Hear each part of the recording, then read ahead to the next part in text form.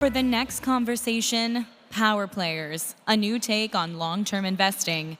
Please welcome back to the stage moderator Moira Forbes, president and publisher ForbesWomen and EVP Forbes, and panelist Tracy Britt, co-founder Kanbrick, and Brun, founder, chairman, and CEO Ariel Alternatives.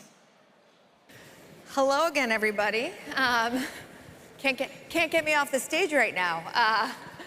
I'm excited to have this conversation and follow up to the last discussion on the dynamics of private equity and some of the limitations. We all know that in private equity, short-term mindsets dominate, and there's very specific and focused approaches. But what I really appreciate about my panelists is they're two individuals who are leading efforts and opportunities in areas that have significant untapped potential.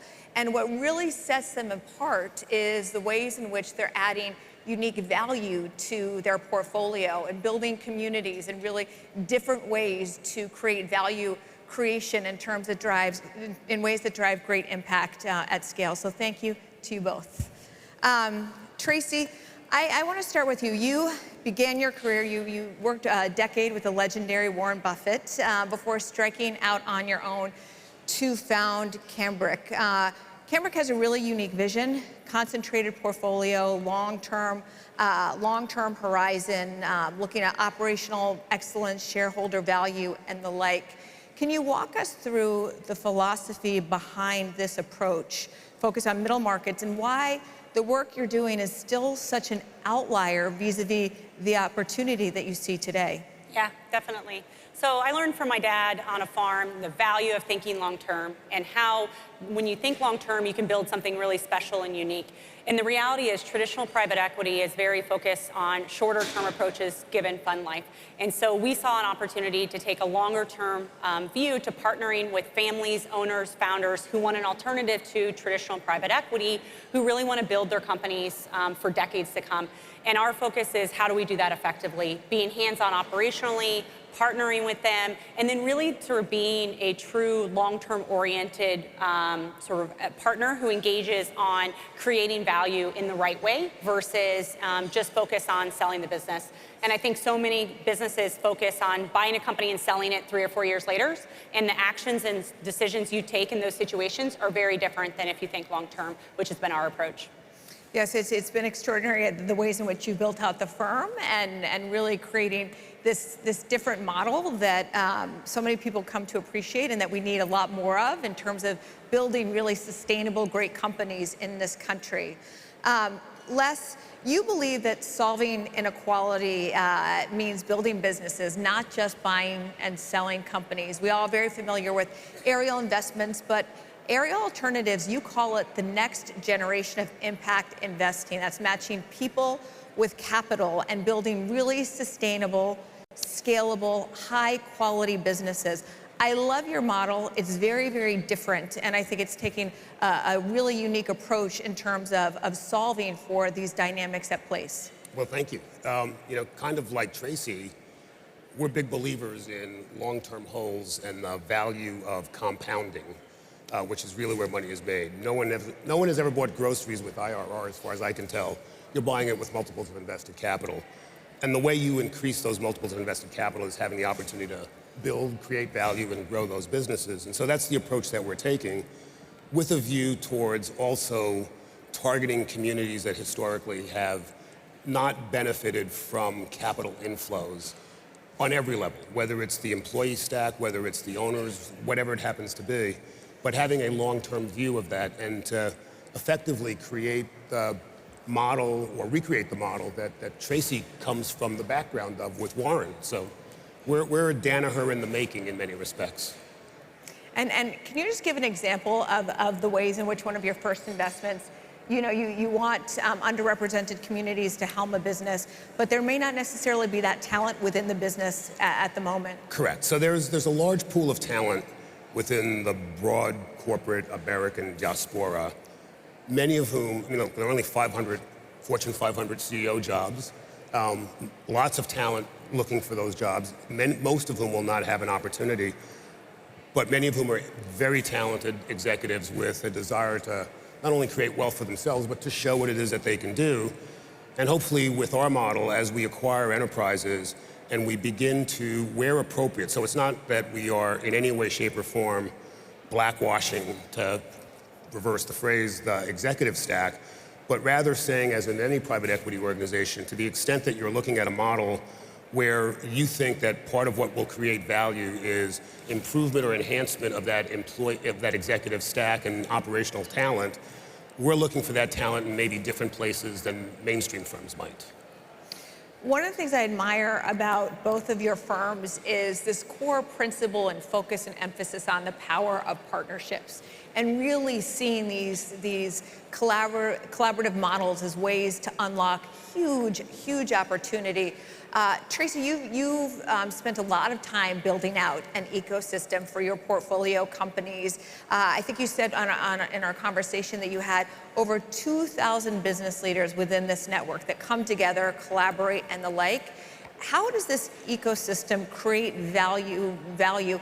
And can you give us specifics around how they can actually activate and enhance each other's opportunities? What does that look like in practice? Yeah, absolutely. So we bring together 2,000 CEOs, owners of mid-sized companies who are all struggling with the same things. How do I hire the right people into my company? How do I think about my strategy? How do I execute on that? What KPIs should I have?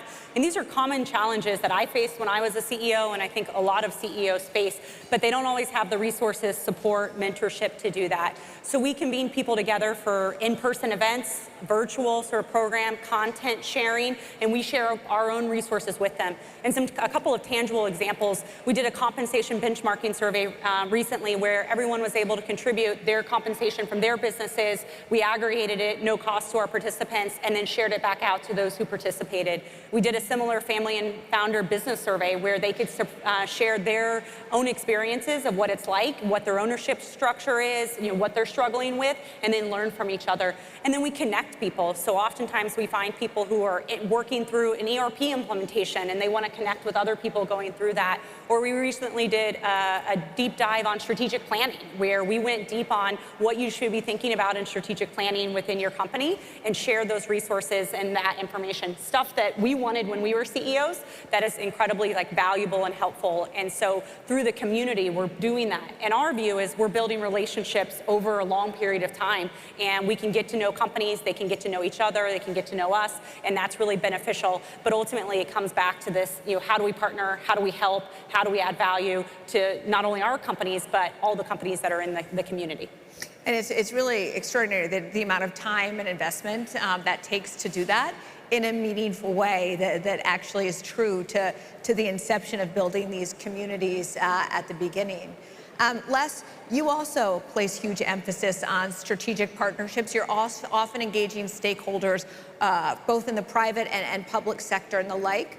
What do you see the role of these partnerships in driving the systemic change in your portfolio companies?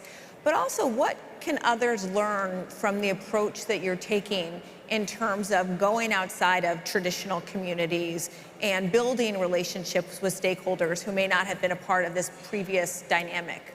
Yeah, look, there's lots to be learned, not least of which is that you can reduce churn in an employee stack considerably if you have a more holistic approach to how that works.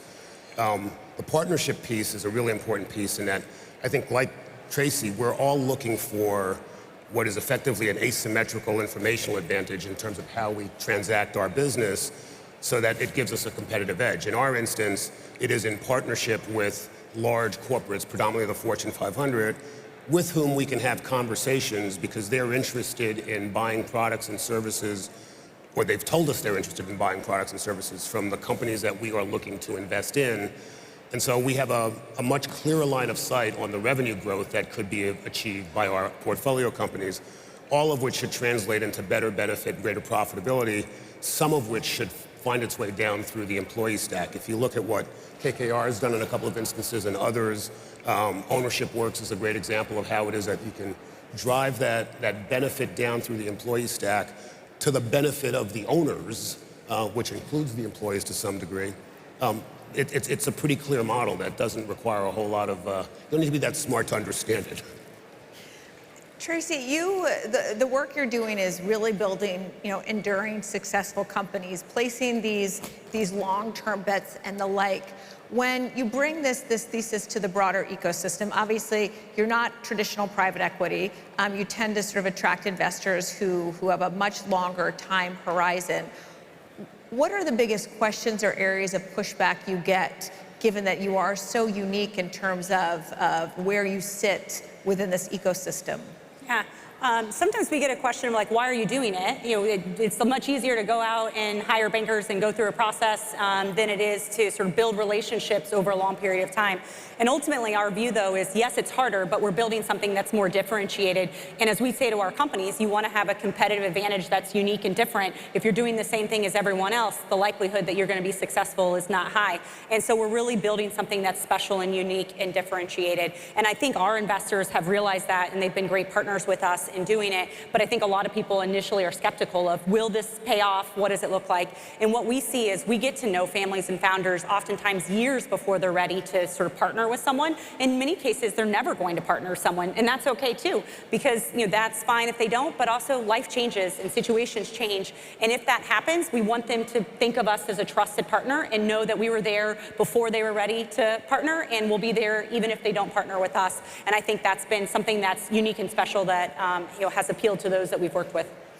Les, when you go into conversations, there's been so much around impact investing, almost to your point earlier, where there's a lot of skepticism in terms of how you're aligning incentives and opportunities in a way that is best for all involved. When you're at a table and there's sort of people who may not appreciate and understand the opportunities in impact investing that still exist in extraordinary ways to do the type of work that you're doing, how do you lead people through those conversations? We generally start off with the fact that we're capitalist pigs, right? I mean, we're all driven by the economic return that we can drive for our investors and ourselves. The impact is a corollary benefit, and the impact is one which, in fact, enhances the return that we think we can create and drive for our investors. Otherwise, it's philanthropy, and philanthropy has a very short shelf life and has far smaller dollars associated with it. We're looking to build sustainable businesses that are able to grow and ultimately stand alone in the diaspora of corporate supply chain and provide products and services that are first or best in class within their categories that happen to be minority owned at the end of the day as we acquire them. But that's not the driver of the return. It's purely economically driven and return based. So, as we look to the future of private equity, it's clear that it's at the crossroads for a number of factors that we discussed economically, but also in the desire to have a more stakeholder-centric model and the like. I'd love to get both of your visions, the long-term visions for this space. How do you think this area needs to evolve or better evolve in order to meet both the challenges, but most importantly, the opportunities of the 21st century and the ways in which firms like yours are helping to create a model or a new framework to think about what that could look like? Tracy, I'll start with you. Yeah, so I'd start and say I think the sort of short-term mindset and structure of private equity is very challenging to sort of create long-term value in businesses. I think you've seen this in a number of companies that have struggled. So I think thinking longer term and structurally, having a longer term approach is very valuable, and I think you'll see more of that in the industry. Second, I think the days of buying companies for 8 times and selling them for 12 times is over. There's a lot more capital. Capital's commoditized, so I think you need to actually add value to businesses, which I think means you need to have more experience in doing that. Typically, investors have only been in the boardroom. They need to get out of the boardroom, get into the war room, which is running businesses and having more operating experience and creating operating value that way as well. And then lastly, I think that sellers have more power than they've ever had in terms of these dynamics. And so they have more options, which I think is great for them. And I think great firms are figuring out, how do you partner effectively? How do you think long term? How do you help them in really meaningful ways? But those would be a couple that I'd highlight. Tracy, do you think there is a window to be able to push, given the dynamics of private equity, to be able to have that longer term perspective in a way that maybe is not where you're sitting at the table, but at least allows for that value creation in the business itself? Yeah, I definitely think there's longer term approaches, and some have tried to do it through continuation vehicles or otherwise. I think some people are thinking longer term, but the reality is the incentives are not to do that. The incentives are to do shorter term and structure for the managers, and so I think it really pushes against sort of common views in terms of that. And I think there's probably a situation where it exists in multiple sort of facets in terms of the structure, but our view is like longer term is inherently better for the companies, better for employees, and ultimately, if done right, better for investors as well. Les, how do you think the industry needs to evolve? I think it is evolving. I think Tracy is spot on in that the notion of longer-term horizons, longer-term investment, has always been the elephant in the room and niggling on the minds of investors. I was listening to C before talking about returns of capital, returns of cash to investors. My experience has been when I was running Hamilton Lane that they don't want the cash back. They want to continue to compound the return unless they need the cash back, which goes to Tracy's point. Either continuation vehicles, longer term funds that will do dividend recaps of their portfolio companies. It's going to start resembling a much more traditional, conventional corporate finance model. Total shareholder return is what's going to drive the business at the end of the day. As we wrap up, I would love for each of you to share one of the investments you made, not just in terms of how it exemplifies this philosophy, but if there's a lesson or insight that you learned from this company or what it represents that you think could be helpful to the broader financial ecosystem. Can you each share one example? Yeah, Les, you want to start? Nice I've started move, each Tracy. time, huh? Nice move, Tracy. Our first investment was a company called Sorensen Communications, which is in the business of providing video relay services and closed captioning services and sign language interpretation services for the deaf and hard of hearing. Here's a company that has historically been in a B2C model space that is entirely dependent, or been entirely dependent on the regulator, the FCC, to provide its revenues, if you will, at certain rates. We saw an opportunity to partner with not only the new management that was being put in place, but the previous ownership who rolled over a significant chunk of their equity in developing a model that allowed us to capture a B2B piece of the business that could, over time, double the size of the company within a relatively short period of time and position that company differently in the minds of the consuming universe, particularly the enterprise consuming universe. It's starting to manifest its benefits, and so we're delighted with how that's going. Tracy, what about you? Thank you. We partner with a company, JM Test. It's a third generation business, started 40 years ago by Ed Morrison in the back of his house, and they calibrate industrial equipment. So if you have equipment that measures flow, temperature, electricity, you need to calibrate it to make sure it's accurate, it's reliable, it's safe. And they calibrate it, they distribute, and they rent this equipment. Very quintessential family business. Built it, second generation, Scott Morrison took over, accelerated the growth. They grew it to about 100 million in revenue. And then ultimately, they wanted a partner to help sort of continue to accelerate the business and continue their legacy. They talked to a number of partners, and they never felt like any of them were right. And they connected with us and said, we love our business. We want to stay involved. We want to sort of be a little less involved, but we want to continue to be an owner and participate in the value creation. And so we partnered with them. It's been a terrific business. We've helped them continue to build.